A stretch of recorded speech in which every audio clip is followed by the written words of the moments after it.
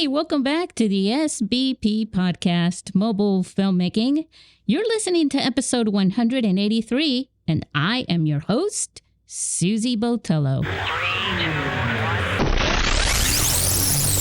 Hey, everybody. I am here with the Honorable, the one and only Henessey Griffiths from FilmConvert in New Zealand. Hello. Kia ora. How's it going? Kia ora. That's right. Why don't you tell everyone what that is? Because you say it in the morning, you say it in the afternoon, you say it in the evening. Yeah, it is a Māori phrase, which are the native people to New Zealand. It's sort of a all-encompassing phrase where it just wishes someone wellness, but usually you say it in the morning. You can also say it as like a goodbye or a thank you. But yeah, it's really nice. It rolls off the tongue quite nicely, like kia ora, you know? Oh, I like it. Kia ora. Yes, I love it. Well, you're in Wellington, correct? Yes. So you're in Hobbit land. We are indeed. Although I think the actual Hobbiton is maybe about like a 40-minute drive from where we are. Except what's pretty cool is that pretty close to where I live at the moment is Weta Studios. It's out in a different suburb near the airport. And so, yeah, you can go out there and do the tours and see all the fancy post-production things. Well, FilmConvert, I'll just say it publicly right now. Please invite me.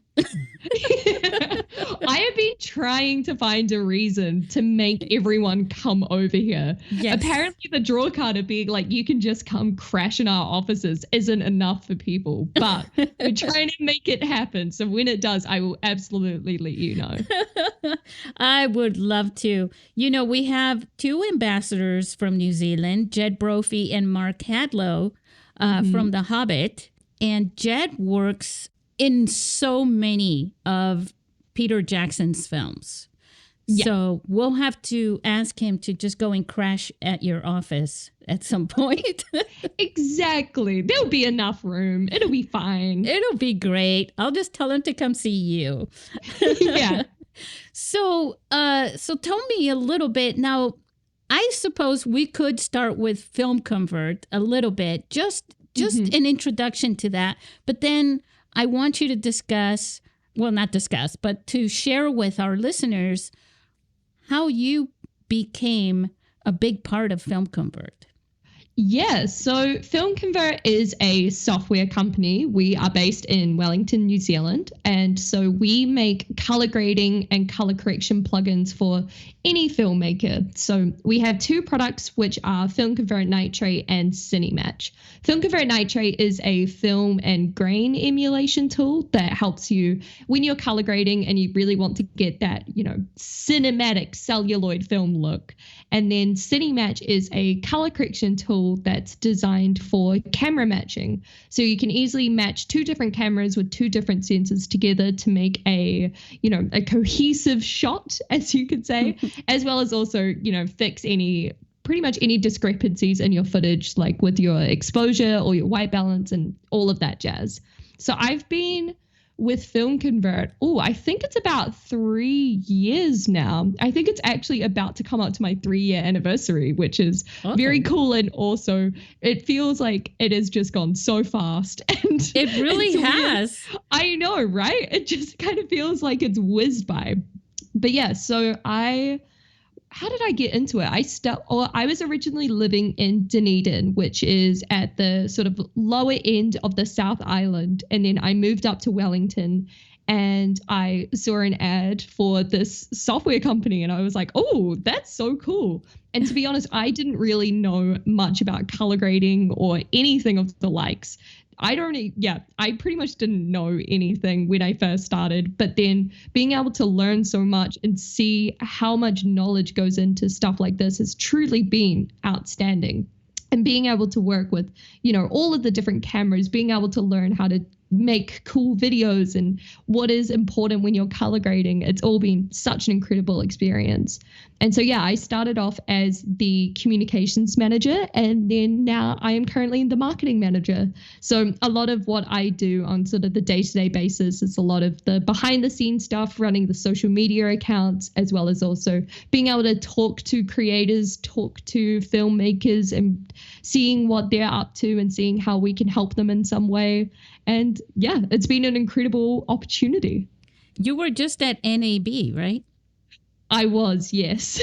How was that? What did you see there that might be of interest for our listeners? It was so cool. I personally love it. It was my second time going, and I am obsessed with Las Vegas, in all honesty. I think it is just such a kitschy place, and I love it with all of my heart. To be honest, we don't necessarily go for the trade show as much as we do more for the networking side of things. So a lot of what we like to go and do is sort of go to the events in the evenings and being able to meet up with creators. And I was saying to so many of them that it was so weird meeting them in person and being able to see their physical body and not just like a face on an email, you know? Yes. It's so bizarre. But I think there was so much cool tech going on. I think what was so cool was seeing the new Blackmagic camera. That was insane. I know, it was crazy. And yeah, otherwise just like being able to talk to everyone and being able to meet people, or even the amount of times where I would talk to someone and be like, oh yeah, I'm from FilmConvert, and for them to be like, oh, I use you guys, or, you know, I purchased a license a while ago. It's always so nice because we are so far away in the world. It's really hard to feel connected to your audience. Whereas when you go to somewhere like that, it was like, oh, people know who we are. This is so great. Yeah, you're a star. I mean, FilmConvert has a great reputation with filmmakers. Why don't you share just some of the most popular filmmakers that people may know of who are listening? Ooh. There's so many. It's hard to kind of think off the top of my head. I think the one that I always flex the most is a guy called Harry Locke. He is so sweet. He is so cool. But he shot a campaign for Adidas and Ivy Park, which is Beyonce's fitness line. And so there are shots of Beyonce that have been graded with FilmConvert. And when I saw it, I screamed. I was so excited. As well as that, we also work closely with a videographer, Real Beer Media, who does a lot of stuff for 21 Pilots, a band, which is really cool. It's been used by the likes of HBO and BBC and a whole bunch of other things. But there's so many times as well where we think that someone has used our products, but there's no way of actually being able to verify it, because a lot of them might not want to give away that they used a plugin. But we know deep down, I can see that grain on your screen, and I know those grain scans. They're trade secrets. Exactly. That is awesome. You know, I think you guys have a lab, right? Yeah. Yeah. I'd say so. Yeah. We have a lab. We have a room in which we do a lot of our camera processing data. I don't know if it's as fancy as a lab, but there's a lot of cool equipment in there. Well, I'm sure you're not doing gene splitting for dinosaurs or anything like that. I mean, that could be our next side venture. I don't know. But you do test different cameras, right? To get the matching. Speaking of CineMatch. Yeah. So pretty much what we do is whenever we get a camera in store or in our offices, we will put it through the test and we shoot an identical scene at all different exposures and at all different conditions. So then we can accurately map all the sensor data afterwards. So our CEO, Craig, has built a lot of proprietary tools that will be able to, actually be able to get all the right information that we need for the likes of sensor matching or things like that, or even with the general FilmConvert camera packs.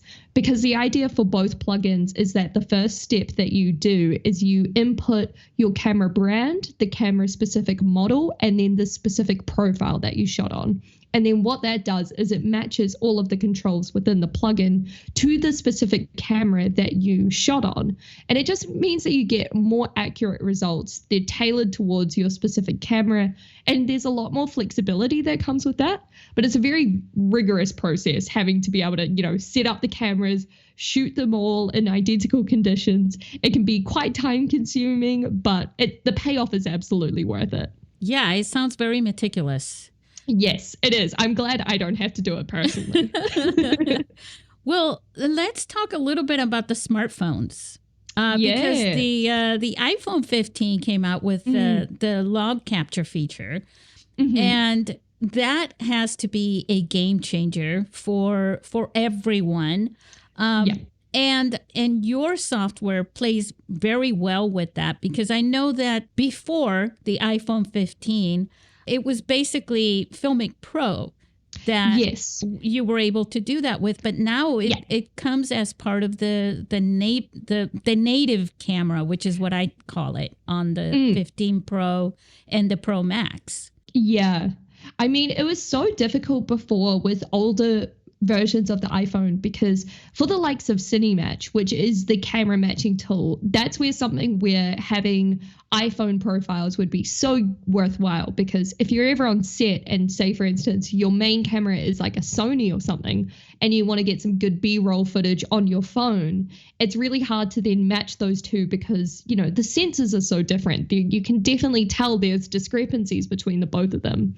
So then when Apple Log came out, it was like a game changer, especially because we did previously profile all of the Apple, or I think most of the iPhone range as of recently we've been able to profile, but there was a lot of dynamic tone mapping involved, and a lot of the data that we would get would clip out quite badly, which meant that we were able to get data to make profiles, but it wasn't as much data as because we it would go outside to. Of the range, right? Exactly, yeah. And so it would then be really hard to actually make a specific profile for that, which is why the likes of Filmic Pro were so great at being able to have an app that would be able to shoot in Filmic Log. But now that Apple Logs came out, I mean, it's completely revolutionized the way in which we think about mobile filmmaking. I think it's opened up the possibilities of what you can shoot on your phone exponentially, and we're so grateful for that. Yeah, I mean, I've seen some of the tests, that people put out with the log capture, and I haven't seen them done with CineMatch yet.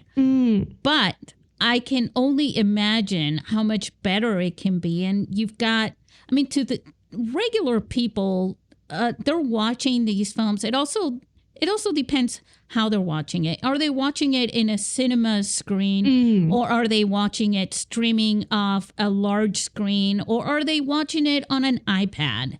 Yeah. And when people start watching a film, especially a good film with a great story, it's captivating, they just sort of dive in and they don't think about all these little technicalities, but you can get turned off from the wonderful, captivating story if, things start to blur out and the audio gets really bad and things like that. So you're in there, you're in the lab, or you're able to see these things firsthand. Is there really that much of a difference between an iPhone Pro Max, say, movie, right? Shot with the Vlog and then processed through CineMatch, between that and most other films? I think it's one of those things where, like, for instance, when you're in the know, you kind of know. So, like, I have been pretty much banned from watching movies with my friends because I will be there and I will be pointing out and being like, they used a different camera. They used a different camera and they didn't match it up. And so I think it's one of those things where when you've kind of worked with it for a long time, you're able to definitely tell more than the average viewer. I mean, you're totally right as well. It also depends on what type of screen you're watching it on. There's like the difference between a MacBook screen and your TV screen versus like another computer monitor that you have is all so different, and things can vary between them all. I think in terms of the iPhone footage, like if you are using CineMatch to match your iPhone footage to another camera, you can definitely get them looking very close. Obviously, it's never going to be 100% a perfect match just because that's impossible. Right. But we can get it to 99.9% close, which is all we can ask for, really. Well, and that means that anyone, and of course, I'm not talking about Marvel movies or Lord of the Rings, True. But, for most people, I don't think they realize it. And I think most filmmakers aren't really making films for filmmakers. Exactly. Yeah. It's like you're making a film because you have a story that you want to tell and you're passionate about it. Like I don't think there's many people in the world that will be making a film and be like, oh, I can't wait to get the check out of this one. Like, surely it's a nice sort of caveat to it, but you make it because you genuinely love it and you love what you do as well.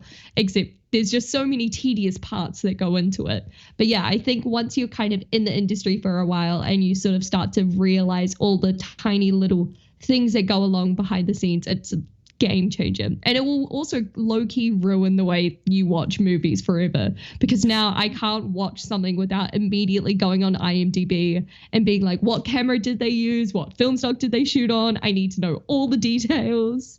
Yeah, and I think it's kind of it would be sad, right, if everybody who's watching your film is another filmmaker and they're just looking for all the, those little things, those little tiny little details, Yeah. It's funny when you said that about they're using a different camera, because when I worked on films, you did not want to use, say, a Sony and a Panasonic or something like that, but I remember we were shooting this one scene. It was the last scene that we were shooting. It was a sunset, the golden hour thing. And it was a romantic scene. And then the card ran out of space, and the guy says, uh-oh. And they almost had it. They just needed to shoot it one more time to get this one thing right. And the AD says, actually, I have a Panasonic, blah, blah, blah. I can't remember the model number in the trunk of my car. And the guys run and get it. And it was just like, that was such a fluke, though. That just doesn't happen. You know? But it was that kind of a scene where you did not want to switch a camera on. Yeah, definitely. I think like a lot of the use case that we often will find it for as well is a lot of the more, I don't mean fringe cameras, but a lot of the cameras that are, for instance, like drones and GoPros and iPhones of the likes, where they are in a different realm to, for instance, your DSLR or your like cinema camera and things like that. So it is a lot of cases of matching between those two types of camera. But even what we've found is cameras within the same brand, they can still look different, because even if their sensors are similar and the color science is similar, there's still always going to be like, it's never going to be an identical match, And sometimes, especially if you're using an older model versus a newer model, or a Sony FX3 versus the A7S3. It's like you would think that just because they're both Sonys that they would look the same, but they don't, surprisingly, which is, I don't know, I always found that quite interesting. And the more I kind of worked with the company and sort of learned how we do all of these processes, the more I've actually come to notice it as well. And so, yeah, that's why I recommend CineMatch for all filmmakers, because it's a very useful tool to have. Yes, of course. And I think what you're speaking to, I think a lot of people, I mean, you get an upgrade from your phone, right? And every year, every 2 years or whatever, right? And so I think a lot of people understand that, for example, I have somewhere in this house, there is an iPhone 4, which fits in the palm of my hand. It's just like a Barbie phone, at that point. Yeah. It's so tiny. And I also have a 4S. And then I have a 6 and I have a 10, and if I was filming with each one of those, they're all Apple, they're all iPhones, but each one of them is going to shoot a different type of footage. Exactly. Yeah.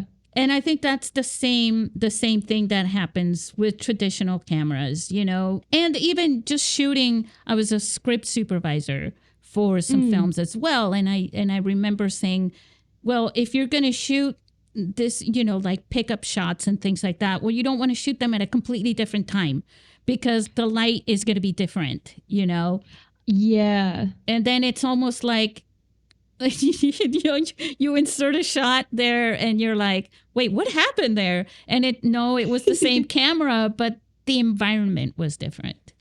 Yeah, exactly. Right. And it's like there's so many things in terms of everything around you will have some sort of pivotal role, whether it be big or small, into the way that your image turns out, like the tiniest lighting or, the set design and everything like that. It's like they're all variables in this huge concoction that is filmmaking. And so it's always very hard to get everything lined up perfectly so it all comes out. So let's talk a little bit about something that I love this. I love the name of this. This is Rubber Monkey. Yes, yeah. Tell us a little bit about that. So Rubber Monkey is a great service. They are a fantastic company. And if you are in Australia or New Zealand, I highly recommend checking them out. So FilmConvert is the kind of sister company to Rubber Monkey or Rubber Monkey Software. So Rubber Monkey is a company that's based in Wellington as well.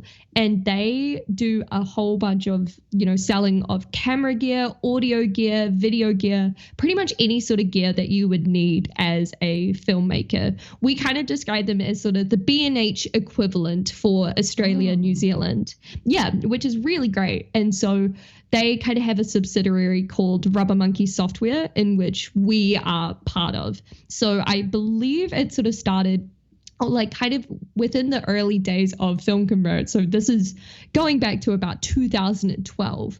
Rubber Monkey were selling, they were selling film to people, and it was reaching points where a 10-minute roll of 35 millimeter film would cost about 1,000 New Zealand dollars.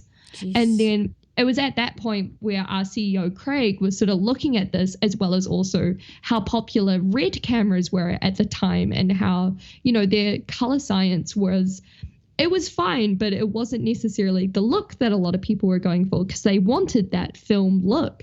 And then from there, that's what then inspired FilmConvert and has now led us to the product that you see today. Yes. No, I love it. I was cruising around in there a little bit earlier and I saw IK Media, who makes the iRig, which is the unit that I started using right after 2012, actually, right after the first film festival for the San Diego Mobile Film School.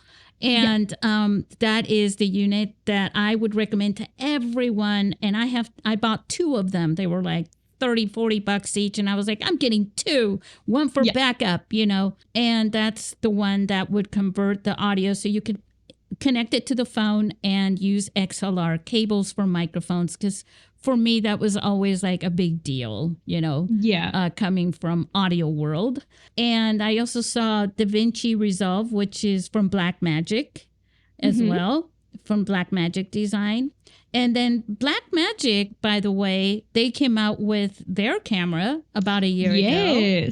And they just announced they're coming out with the Android version, which I'm so happy for. Are they? Yes. That's really cool. That's really, really cool. Because what I found as well is like we have tried to profile sort of, like Samsung cameras or Google Pixel cameras and things like that, but it's never really gone too far. It's oftentimes, other things will come up that sort of take precedence over that. But there's an ever growing demand for those sort of Android markets as well. And I don't know why that is, but I oftentimes think of, whenever you think of mobile filmmaking, to me, in my mind, the association is always on an iPhone, especially because, they've marketed it that way.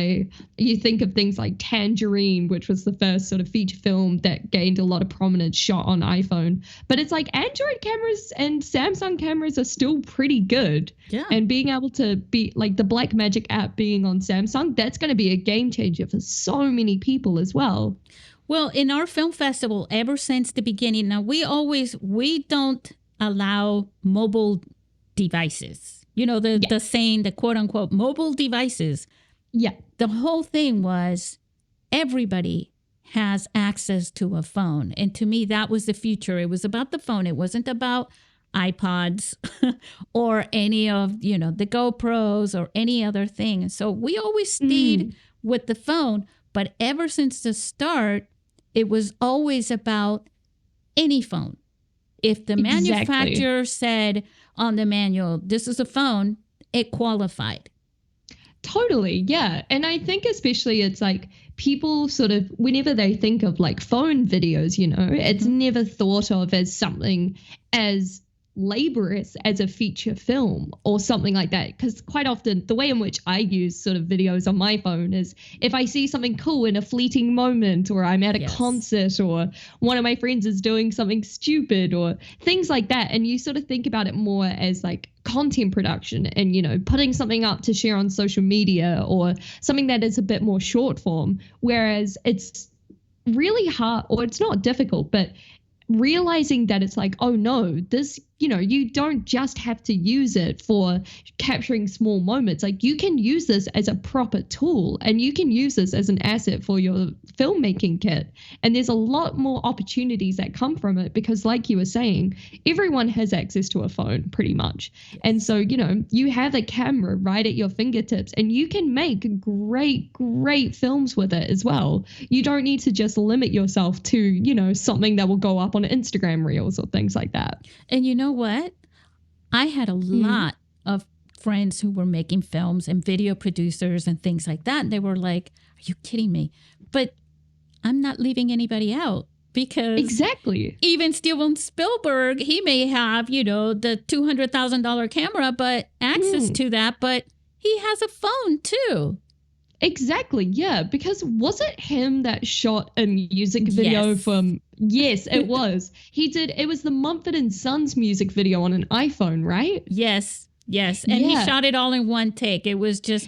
Exactly. On a wheelchair, not a wheelchair. Like we used to use that when I worked in video production. We would lease the wheelchairs from the San Diego Blood Bank, and we would use it when we would go out to shoot commercials and things, because we would have the camera person sitting, holding the camera on the wheelchair, and then we would push them to do like, kind of like a dolly shot without all the bells and whistles. And it would come, and wheelchairs are so smooth. Some people just don't understand how smooth they are. Yeah, totally. But Steven Spielberg used an office chair that had wheels on it, and he had somebody, pull him in to do the dolly shot, the dolly in.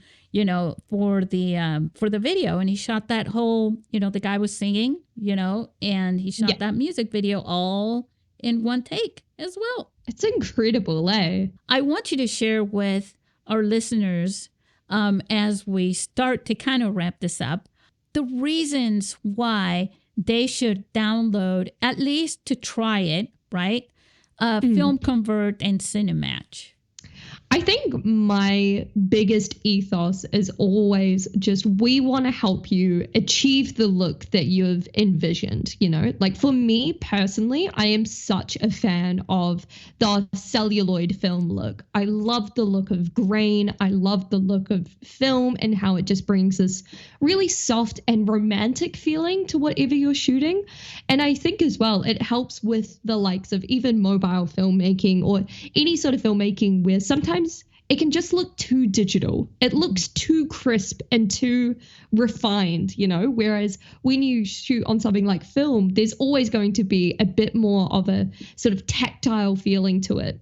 And so I definitely recommend just trying out FilmConvert just to give your footage that little bit of an extra oomph, just being able to add to that sort of dreamy feeling that comes with film, knowing without that, you don't actually have to go out and shoot it. You don't have to spend the money on going out and buying the film, getting it processed, getting it scanned, and then still having to do additional grading on top of that.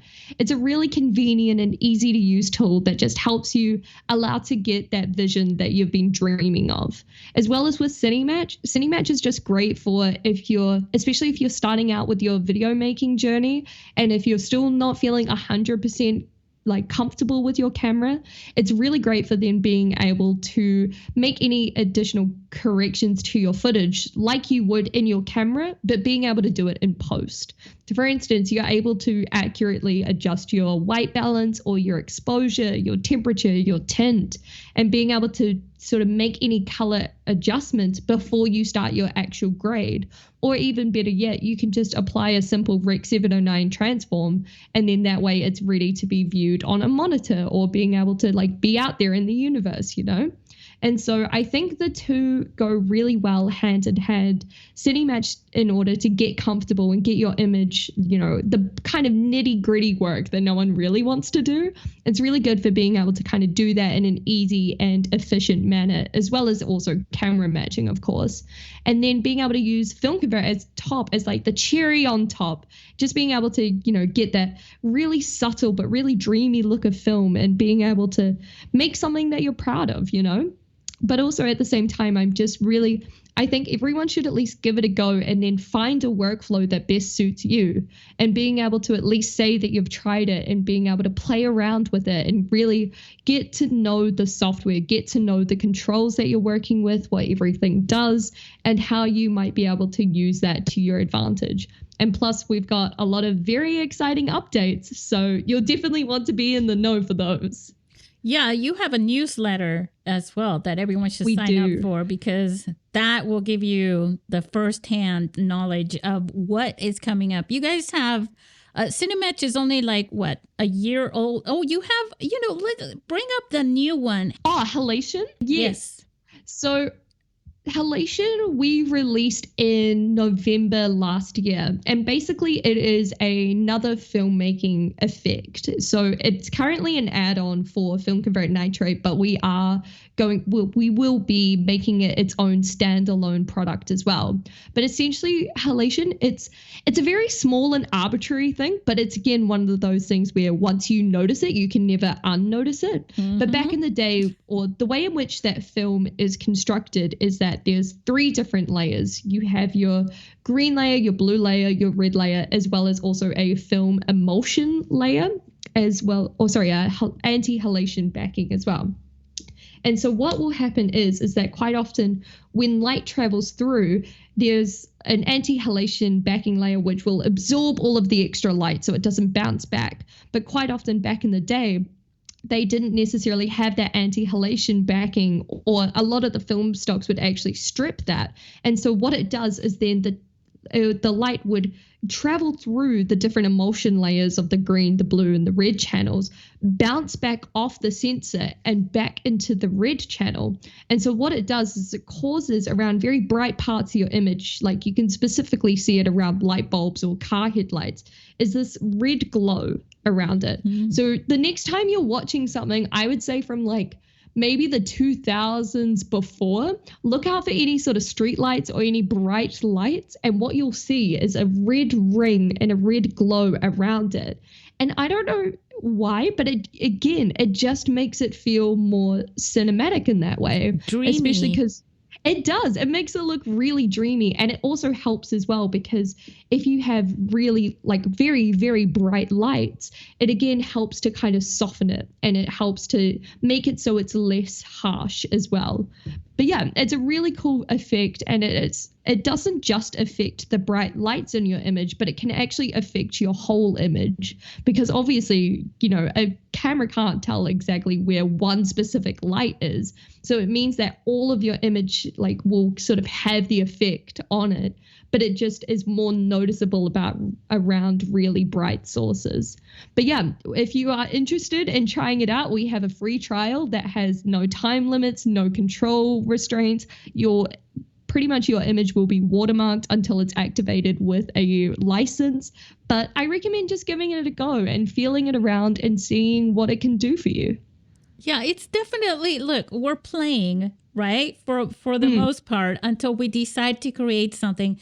And this happens a lot with mobile filmmaking, Henessey, because, you know, people, they have the tech. They have the biggest part of the tech already in their pocket, in their hand, the camera. And like you were talking about, oh, my friend just did something funny, or I'm at a concert, or we're at a restaurant. Look at this food, right? And so it's very experimental natured as it is. So to do something like this and then go home and say, well, I'm going to apply this software that I can just test and experiment with. That's a lot of fun. Exactly. Yeah. And I think as well, it's like each of the film stocks that we support in FilmConvert Nitrate, for instance, they all have their own different characteristics to them. They're not all going to be the same cut and paste of a different film look or whatever. You've got black and white stocks, you have motion stocks, you have still stocks, and each of them have their own particular characteristics and their particular traits for it, where, it might be a bit of a softer kind of warmer image. It might be that the greens and the blues are really highly saturated, or anything of the likes. And what it actually does is it then plays into the overall feeling of the shot, and there's so many correlations between color grading and color theory, where it can really help you create a feeling and a sense for your scene that is just portrayed through colors, which I think is amazing. And I think that the film stocks are really fun to play around with, because it just gives all of your shots a different vibe. And quite often I'll be sitting there, if I'm testing footage, and just going through all of the different film stocks and being like, oh, I like that, or oh, no, that's not right for this shot. But it's all a matter of being able to at least try it and see what your vision is and what best suits you. And it will, if you're creative in any way, which everyone is in my world, I think everybody is more creative than they give themselves credit for. Absolutely. It will inspire you, because you will see something, the footage that you just caught with this thing, just panning across your own living room, and then getting that stock, say, on a green tint or something like that. All of a sudden you're going, oh my gosh, it's the X-Files. Exactly. It's like a scene of the X-Files. Oh my gosh, I can make an X-Files type movie. And next thing you know, you're starting to create an idea for your film, and you're inspired. And I think one of the best ways to start thinking about the stories you want to tell, the films you want to make, is that what if question. What if this was, I'm in a spaceship? What if my room was a spaceship? What if, these kinds of things, and you get your creative juices flowing, and it can all happen at no cost. You download this thing, you try it out, you play around with it, you start to get an idea of what you can create and what the outcome will look like. And it can start to shape your story. Next thing you know, you're writing a screenplay, getting your people together and making a film. And then you can purchase the license so that you can bring that all to life. Exactly, right? And it's always going to be that the hardest part about any sort of project like this is going to be doing it and, getting yourself motivated to actually start doing something like that and trying to think of, your story. And it's always going to be a difficult task. But once you're in it and you just get stuck in it, you can just have fun. And I think that's always going to be the most important thing, is always remembering to enjoy yourself, enjoy the moment and have fun. And don't be afraid to step back and kind of take some time away from whatever you're working on to really readjust yourself and readjust your eyes, and being able to see or make sure that what you're doing is actually what you want to be producing. And we just hope that we can be part of the process in some way. Well, you definitely are. I don't want to end this without mentioning and without thanking you and FilmConvert for being a sponsor of the International Mobile Film Festival here in San Diego. And you are our longest running sponsor to date, and probably forever, because, no one can start sooner than you, since you're already there. Well, I don't know about next year. No, of course. We will be absolutely sponsoring the next years to come. It's always an absolute pleasure to be able to sponsor events like this. It sucks that we can't get there in person, just because it is quite a long flight. But at the same time, it's just so great to be a part of events like this, where it's really encouraging people to, no matter sort of what your experience level is or what your relationship to filmmaking is, to, again, like we were just talking about, giving it a go and being able to produce something that you're proud of. And not only that, just being able to be inspired and being able to then go out and create whatever it is that you're after. And I think that all the work that you've been doing for so long has been absolutely incredible. And you've been doing so much for the community as a whole. And you should be really proud of yourself for how far the festival has come and how further it will go in the future. Well, like I always say, if it wasn't for the movies that people are making, there would be no festival, you know? Exactly. But who's to say, right? Someone who starts out making a movie with a phone, next thing you know, they're standing right next to Steven Spielberg, you know, making that next feature film as a 100%. Cinematographer. Exactly, right? It's like everyone has to get their start somehow. And the easiest way in which you can do that is by picking up your phone, shooting some videos, putting it together in the free version of DaVinci Resolve, and trying to make a narrative out of it. And once you get used to the idea of getting a bunch of clips, being able to then put it together and trying to find a common narrative or a common theme, and getting more familiar and more comfortable with the editing tools that you're using, you're off from there. It's just, you know, there's nothing stopping you. So you might as well just give it a go and see what you can create. All right. One last thing. I keep saying this, but these things, I'm listening to you. And so these things are being spurred up. What are some of the most popular? You mentioned DaVinci Resolve. I know you work with that. What are the other video editors that this plugin, this works as a plugin for your video editor? We didn't even mention that. So yes, we work for DaVinci Resolve as well as Adobe Premiere Pro and After Effects, as well as Final Cut Pro. Awesome. I oftentimes will recommend, especially for the likes of, you know, mobile filmmakers, I do recommend giving the free version of DaVinci Resolve a go, because it is free. So you might as well do it. And it's loaded. It is loaded with features, especially like it's a very, I don't know, I personally kind of find it a bit overwhelming, but I'm a Premiere Pro girly at heart and I always will be. But I think it's a really good place to at least get a start. And, you know, it's free. You have so many tools at your disposal, and there are so many great YouTube videos and courses that you can take that'll help you be able to get familiar and get comfortable with it. That's fantastic. All right. Any last words? Anything we missed? No, I just think stay tuned on our social media platforms. You can find us at FilmConvert, because we have so many exciting new plugin features coming out. Unfortunately, we can't give too much away as of right now, but they are worth it. So you should absolutely keep an eye out for those. But otherwise, it has been so lovely chatting to you. Thank you for having me. And I can't wait to see all of the next generation of filmmakers that come out all shooting on their phones. And if you grade something with FilmConvert, please tag us and send it to me on social media, because we will absolutely share it. Yes, you do. You're awesome. By the way, kudos to you and FilmConvert for having you with all the social media and all your communication. Love it.